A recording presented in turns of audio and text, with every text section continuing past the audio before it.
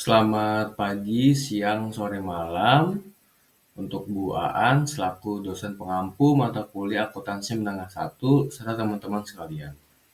Jadi pada kesempatan kali ini kelompok kami akan mempresentasikan mengenai PSAK 25, kebijakan akuntansi, perubahan estimasi akuntansi, dan kesalahan. Sebelum kami memulai presentasi kami, izinkan kami untuk memperkenalkan diri kami masing-masing. Nama saya Aloysius Ferdi Kristiano dengan NIM 2024 50077. Saya Isabel Michelle Putri dengan NIM 2024-579. Saya Salwa Samra Rupwadi dengan NIM 2024-565. Saya Nathaniel Owen dengan NIM 2024-50088. Kenalkan, nama saya Francisca Sari dengan NIM 2024-524. Perkenalkan, nama saya Evelyn Grace Immanuela dengan NIM 2024-50082. Di sini ada 7 dari presentasi yang akan kami bawakan. Yang pertama pastinya memahami pentingnya strategi keuangan dalam bisnis baru.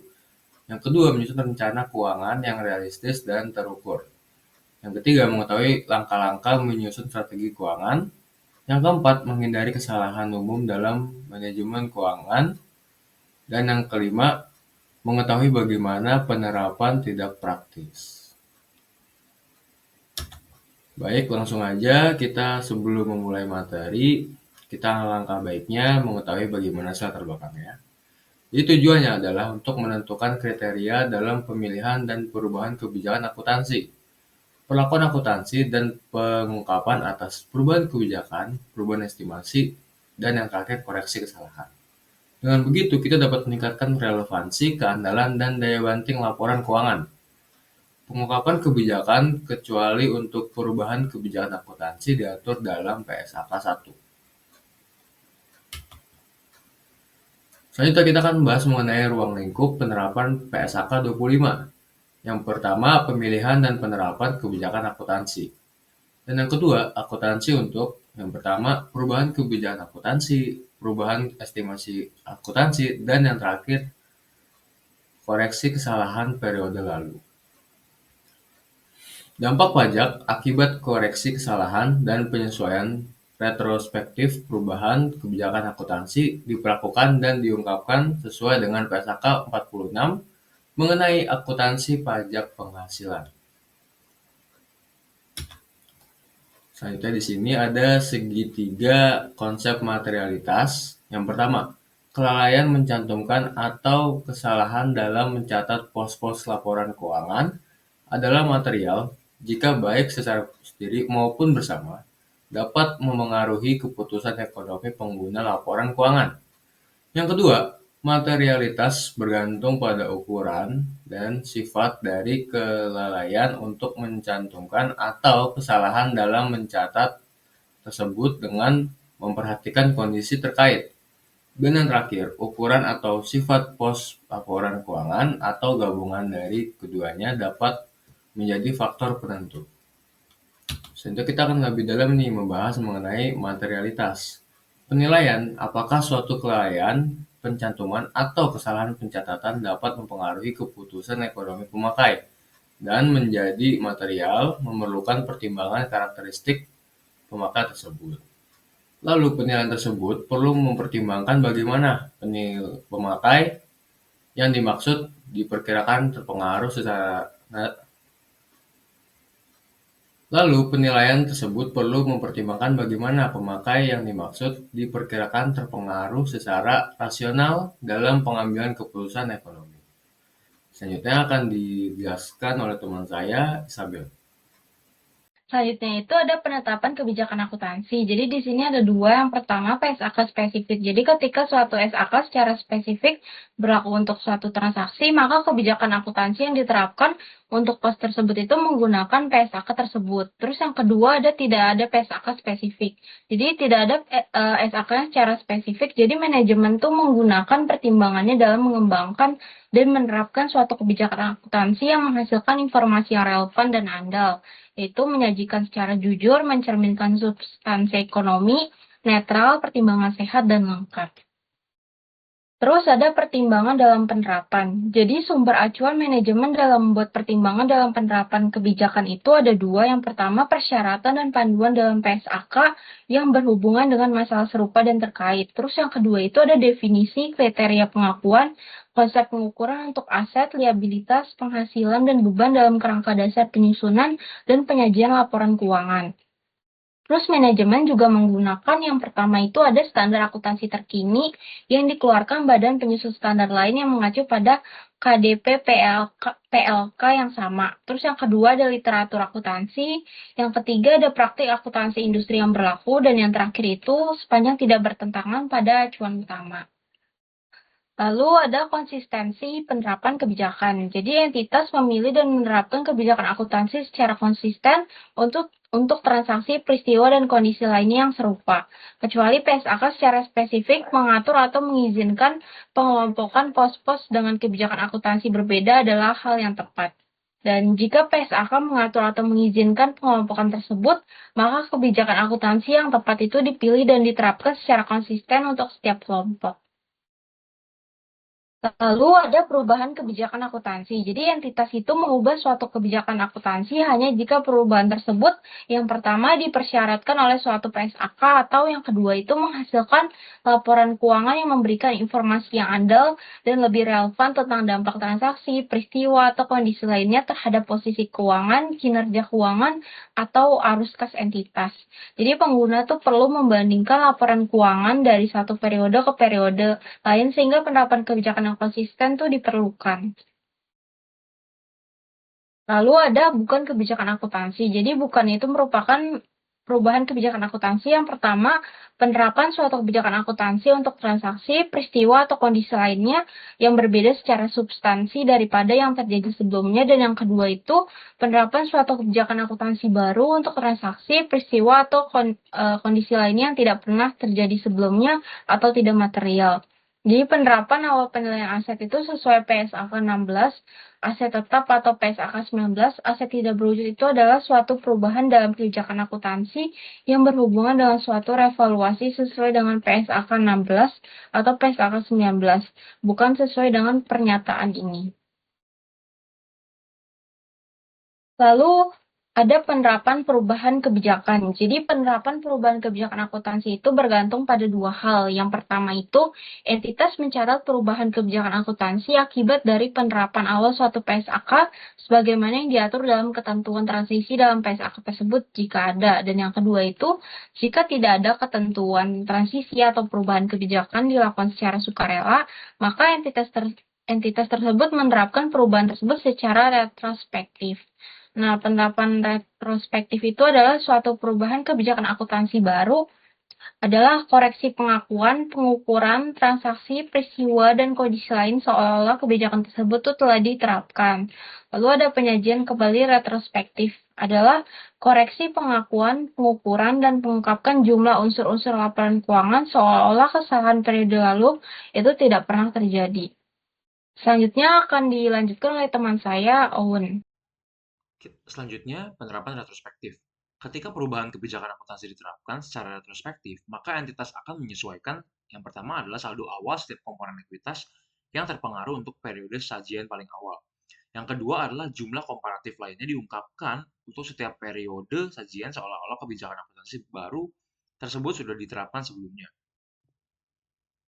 Keterbatasan penerapan retrospektif.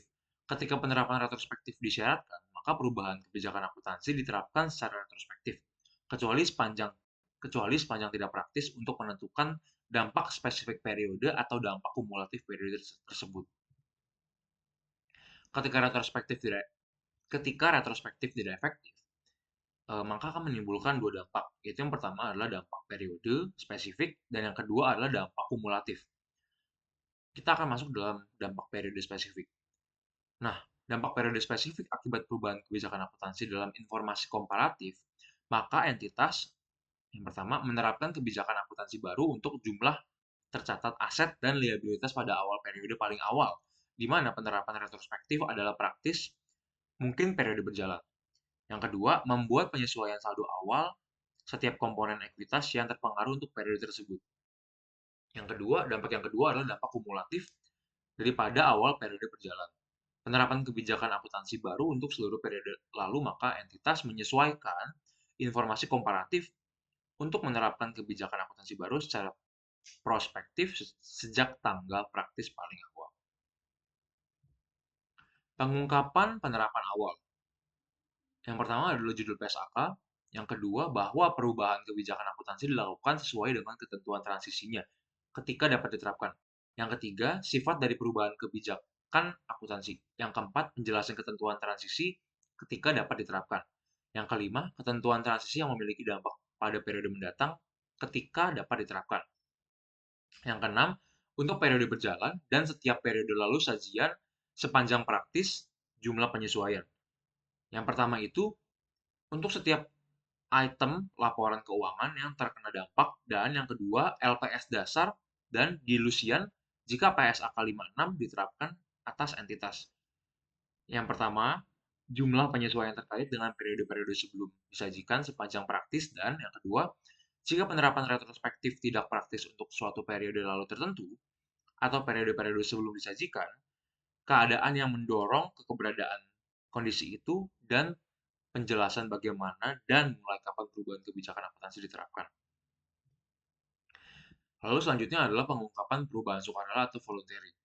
Yang pertama, sifat dari perubahan kebijakan akuntansi. Yang kedua, alasan kenapa penerapan kebijakan akuntansi baru memberikan informasi yang andal dan lebih relevan.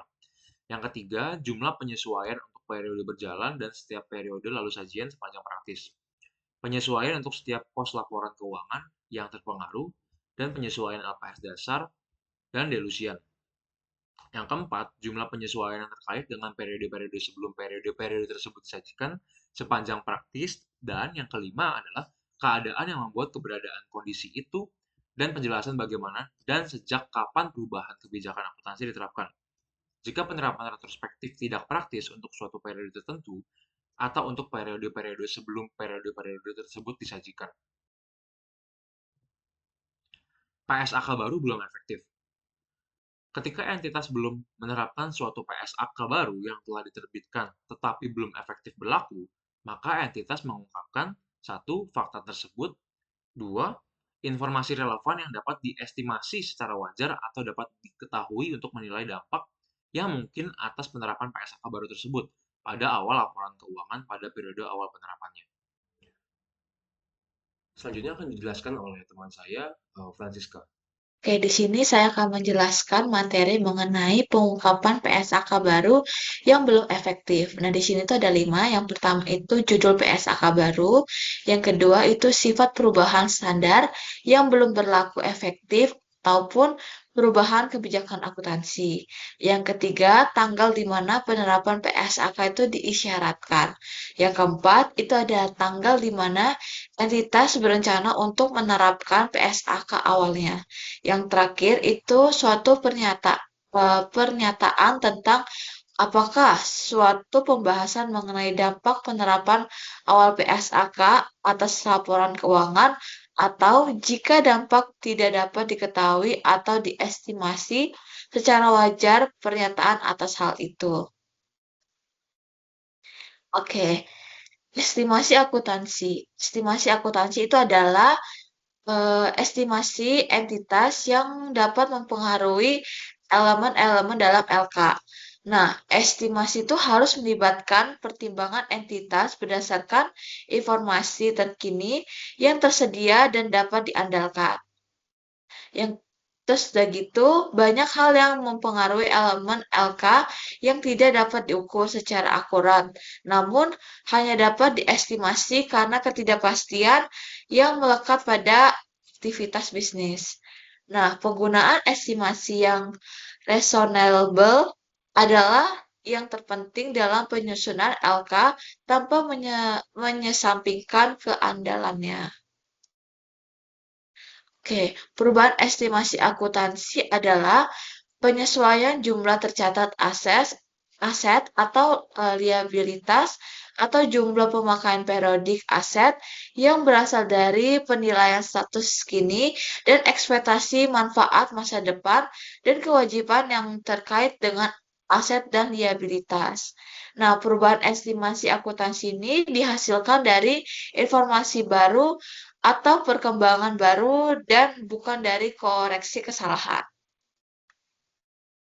Nah, perubahan estimasi akuntansi ini, entitas tuh harus mengakui efek perubahan estimasi secara prospektif ke depannya. Artinya tuh adalah tidak perlu mengubah laporan masa lalu, cukup disesuaikan mulai periode sekarang dan juga mendatang. Nah, jika perubahan estimasi itu mempengaruhi aset, liabilitas, dan ekuitas, maka jumlah tercatat itu disesuaikan pada periode perubahan. Nah, dampak perubahan estimasi itu diakui dalam pelaporan laba rugi. Hanya pada periode perubahan jika dampaknya itu hanya di periode itu. Pada periode perubahan dan periode mendatang jika berdampak pada keduanya.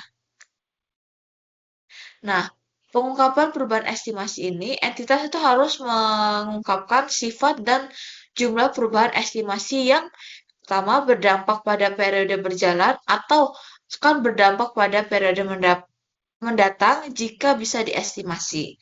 Nah, jika tidak praktis mengestimasi dampak periode mendatang, maka entitas itu harus mengungkapkan fakta bahwa hal itu tuh tidak bisa diestimasi.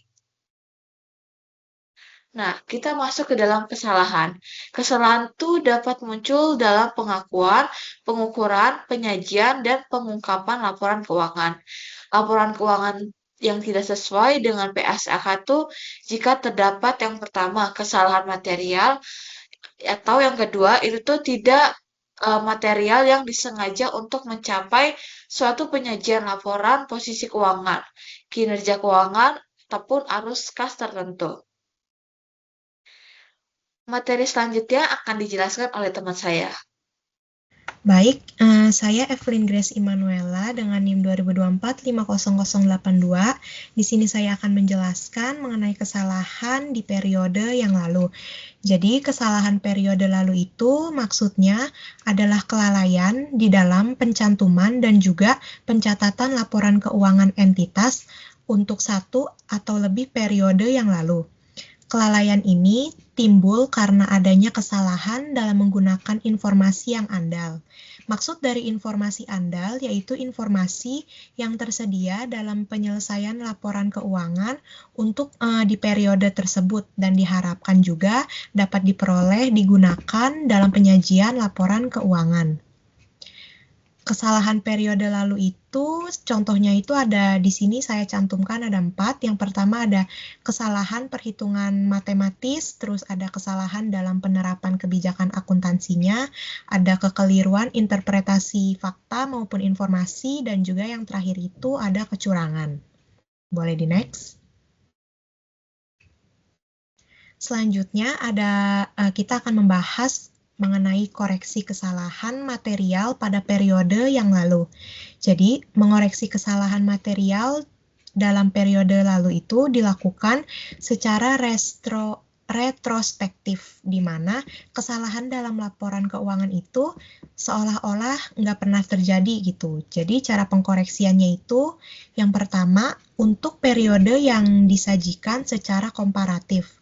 Jika kesalahan terjadi pada periode sebelumnya, disajikan sebagai pembanding, misalnya seperti kesalahan di tahun 2023 ditemukan dan juga dikoreksinya pada tahun 2024. Maka jumlah komparatifnya itu di dalam laporan keuangan tahun 2023 disajikan kembali. Yang kedua, untuk periode sebelum periode komparatif terlama. Jadi maksudnya itu jika kesalahan terjadi terlalu lama sehingga periode terjadinya itu tidak lagi disajikan dalam laporan komparatifnya, maka perusahaan perlu menyajikan kembali saldo awal aset mereka, liabilitasnya dan juga ekuitasnya untuk periode komparatif terlama yang disajikan. Misalnya nih, seperti kesalahan tahun 2020 ditemukan pada tahun 2023 dan laporannya itu hanya menampilkan komparasi tahun 2021 dan 2022-nya. maka koreksinya itu dilakukan terhadap saldo awal aset, liabilitas, dan ekuitas hanya untuk periode komparatif terlama yang disajikan. Boleh next? Terus selanjutnya kita akan membahas tentang keterbatasan yang ada di dalam penyajian retrospektif. Jadi kesalahan periode lalu itu dikoreksi dengan penyajian kembali secara retrospektif. Pengecualiannya itu dalam kondisi yang tidak praktis. Tidak praktis ini merupakan suatu kondisi di mana usaha yang diperlukan itu sangat besar, tetapi tidak sebanding dengan hasil yang akan didapat, dan juga terlalu banyak asumsi-asumsi yang diperlukan. Nah, kondisi yang tidak praktis itu terjadi saat menentukan dampak spesifik periode kesalahan, di mana kondisi ketika perusahaan itu tidak ingat persis kapan mereka melakukan kesalahan gitu, kapan kesalahan tersebut terjadi. Nah, solusinya itu dapat dilakukan koreksi terhadap saldo awal aset, liabilitas, dan juga ekuitas perusahaan untuk periode paling awal, di mana koreksi retrospektif ini masih memungkinkan untuk dilakukan. Yang kedua itu ada dampak kumulatif pada periode berjalan dari semua kesalahan periode lalu. Jadi ini tuh merupakan kondisi ketika perusahaan itu tidak mengetahui secara pastinya berapa jumlah saldo yang benar saat ini.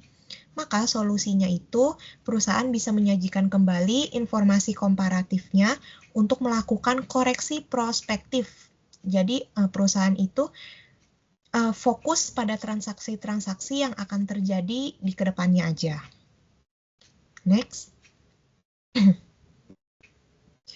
Selanjutnya mengenai pengungkapan koreksi kesalahan. Di sini kita akan membahas apa saja sih yang perlu diungkapkan saat memperbaiki kesalahan-kesalahan yang terdahulu atau yang lama. Yang pertama itu ada sifat kesalahan. Di sini perusahaan harus mampu menjelaskan kesalahan apa yang terjadi. Yang kedua, juga perlu menunjukkan seberapa besar pengaruhnya untuk setiap tahun, termasuk juga pengaruhnya pada laba per saham. Di sini perusahaan bisa menampilkan angka koreksi untuk setiap tahun dan juga pada setiap bagian laporan. Misalnya seperti di bagian aset, utang, dan juga pendapatannya. Yang ketiga, tunjukkan koreksi pada saldo awal. Jelaskan berapa jumlah koreksi yang langsung dapat mempengaruhi saldo laba ditahan, return earnings-nya perusahaan di awal tahun yang disajikan. Dan yang terakhir itu ada jika tidak bisa memperbaiki data masa lalu, maka perusahaan itu harus dapat menjelaskan alasannya dan juga disertai dengan solusinya. Next.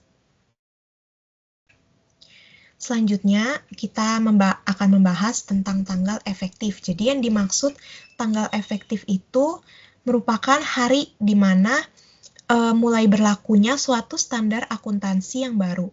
Ini akan menjadi patokan kapan semua perusahaan itu wajib menerapkan aturan tersebut dalam menyusun laporan keuangan. Tahun buku yang dimulai pada atau setelah tanggal 1 Januari 2011. Ini tuh maksudnya adalah standar akuntansi yang wajib digunakan untuk periode yang dimulai pada 1 Januari 2011 atau setelahnya. Contoh penerapannya itu ada dua kondisi. Yang pertama itu untuk perusahaan dengan tahun buku Januari sampai dengan Desember. Perusahaan ini harus mulai menerapkan PSAK pada laporan keuangan pada tanggal 31 Desember 2011-nya. Kenapa? Alasan itu karena tahun bukunya dimulai pada 1 Januari 2011.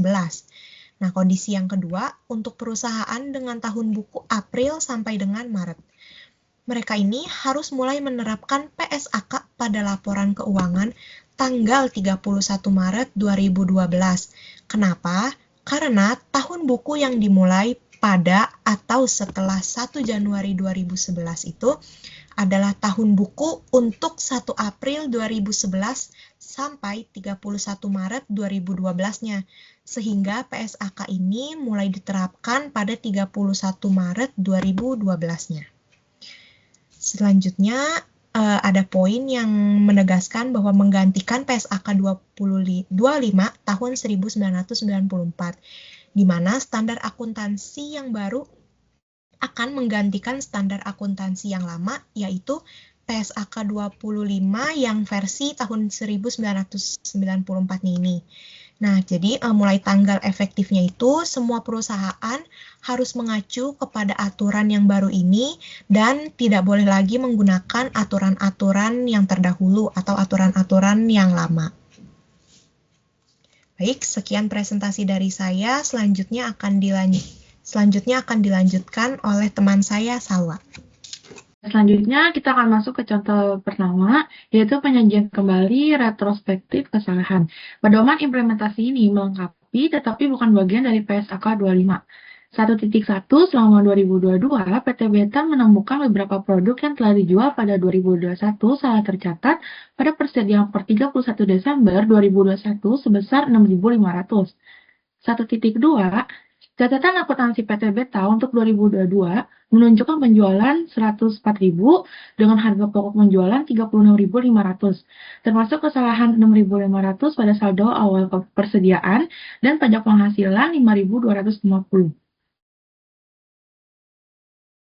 1.3 dalam 2021, PT Beta melaporkan dengan laporan 20x1, yaitu penjualan 73.500, beban pokok penjualan 53.500, laba sebelum pajak penghasilan 20.000, pajak penghasilannya 6.000, serta kita mendapatkan laba sebesar 14.000.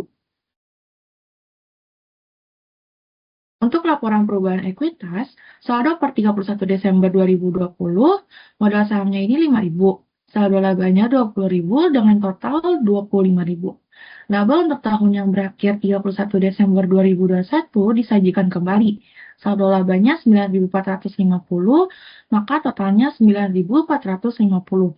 Saldo per 31 Desember 2021, modal sahamnya 5.000, saldo labanya 29.450 dengan total 34.450.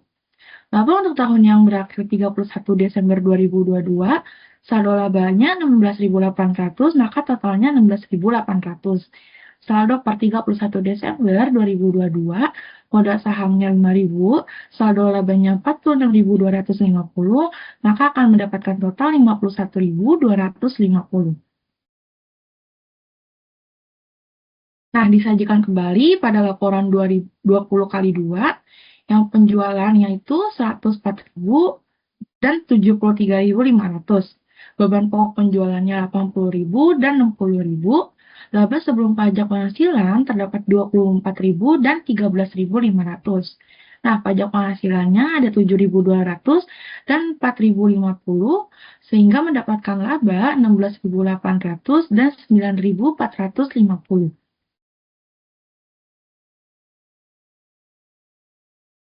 Disarikan dari catatan atas laporan keuangan, beberapa produk yang telah terjual pada 2021 tercatat salah sebesar 6.500 per 31 Desember 2021 dan disajikan kembali untuk membetulkan kesalahan ini. Dampak dari penyajian kembali laporan keuangan tersebut diringkaskan berikut ini, maka tidak ada dampak pada 2022. Nah, di sini ada peningkatan dalam harga pokok penjualan sebesar 6.500, penurunan beban pajak penghasilan 1.950, penurunan dalam laba 4.550. Di sini juga ada penurunan dalam persediaan sebesar 6.500, penurunan dalam utang pajak penghasilan 1.950, penurunan dalam ekuitas 4.550.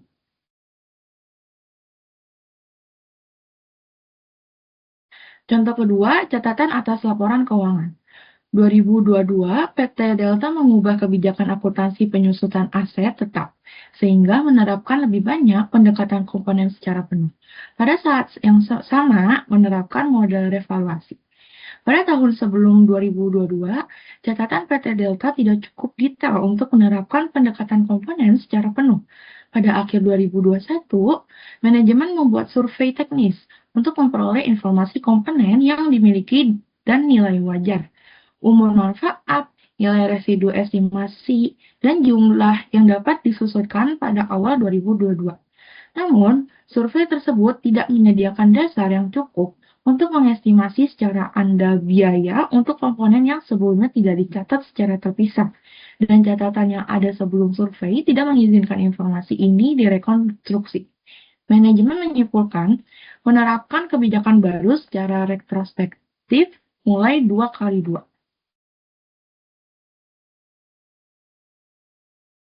Nah, di sini terdapat informasi tambahan dengan tarif pajak 30%.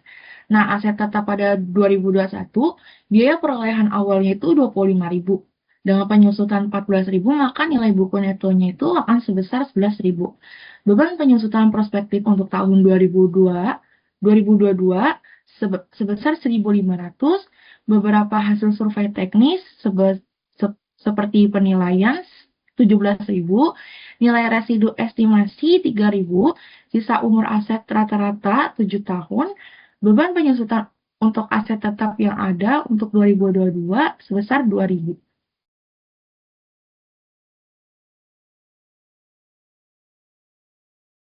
Mulai dari 2022, PT Delta mengubah kebijakan akuntansi untuk penyusutan aset tetap, sehingga menerapkan pendekatan komponen yang lebih penuh. Pada saat yang sama, menerapkan model evaluasi.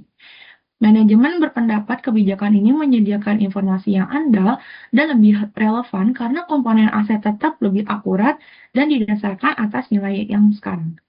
Kebijakan ini diterapkan secara prospektif mulai dari 2022 karena tidak praktis untuk mengestimasi dampak penerapan kebijakan baik secara retrospektif atau secara prospektif dari tanggal yang lebih awal. Oleh karena itu, penerapan kebijakan baru tidak mempunyai dampak atas periode sebelumnya.